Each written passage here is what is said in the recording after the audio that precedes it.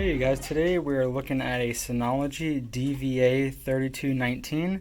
This is their deep learning surveillance station NAS. Usually it's meant for that. It does come with a GPU card inside, which I believe is a NVIDIA 1050 Ti. Unfortunately, it can't be used for Plex or anything like that for rendering the video streaming, but it's performance based for the surveillance station to do intelligent learning. So we're going to go ahead and open this up so you can see what the video card looks like inside. And we're also going to take the 4 gig that it comes with, and we're going to upgrade it with this 32 gig kit also to give it some more memory so it can perform a little bit better. So let's go ahead and dive into that.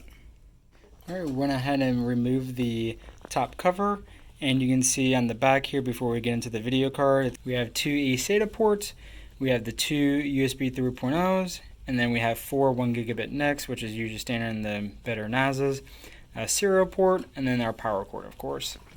So once you take it apart, you can see the reason why they have this so much wider is because now you got a GPU that's doing a lot of the NVR learning processing using a GPU card now.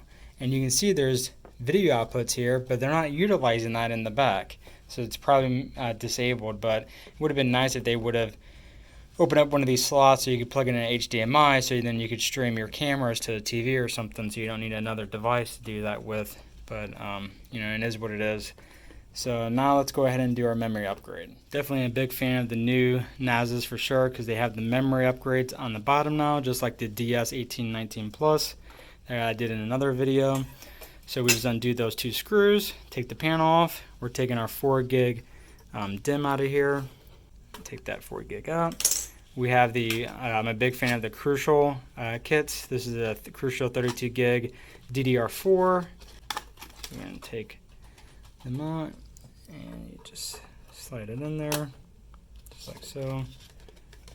So we've just taken our 4 gig memory and upgraded it to 32 gigs now. So now let's go ahead and power this up. And when you do these memory upgrades, you have to give it at least 10 minutes or more. I think it even tells you on the back panel. Yeah, it does. So you just got to be patient when you do any kind of memory adjustments, because it just has to do a memory test and calculate the new memory. So just give it some time when you power it up. All right, you guys, that's it. So like I said, this is DVA3219. Comes stock with 4 gigs of memory, 1050 Ti GPU, and I believe it's 4 cores.